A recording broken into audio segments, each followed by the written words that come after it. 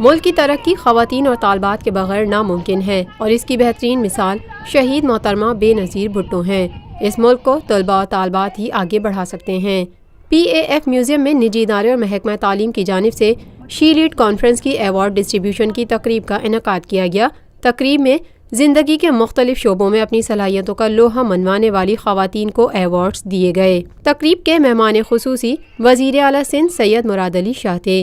تقریب سے خطاب کرتے ہوئے وزیر اعلیٰ سندھ سید مراد علی شاہ نے کہا، اس ملک کو ترقی ملنی ہے تو طالبات اور خواتین کے ذریعے ہی ملنی ہے۔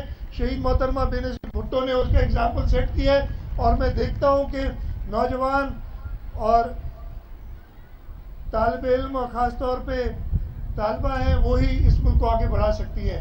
میں شکر گزار ہوں انڈس نیٹ ورک کا، انڈس ہیلتھ نیٹ ورک کا، محکمہ تعلیم کا کہ مجھے آج یہاں دعوت دی۔ خواتین کو بااختیار بنانے کے اقدامات کے حوالے سے گفتگو کرتے ہوئے مراد علی شاہ کا کہنا تھا، مجھے نہایت ہی خوشی ہو رہی ہے ادھر آ کے، اور انشاءاللہ تعالی یہ پروگرام مجھے بتایا گیا ہے کہ 104 اسکول کراچی کے اس وقت ہیں، 2 اور ڈسٹرکٹس میں ان کا نیٹ ورک اور بڑھایا جا رہا ہے، حیدرآباد اور سکھر میں بھی ہیں یہ نیٹ ورک۔ انشاءاللہ تعالی پورے سندھ میں اس کو بڑھایا جائے گا، اور جو ویمن پاور ہے، جو بچیوں کا پاور ہے، اس کے ذریعے ہم اپنی مشکلات سے نجات پائیں گے اور اس کے ذریعے ہی ہم آگے کامیابی حاصل کریں گے۔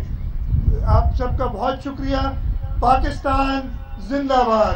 خان صاحب executive director IRD، miss Saira Fazila Irshad from government girls secondary school number 2 لیاقت آباد۔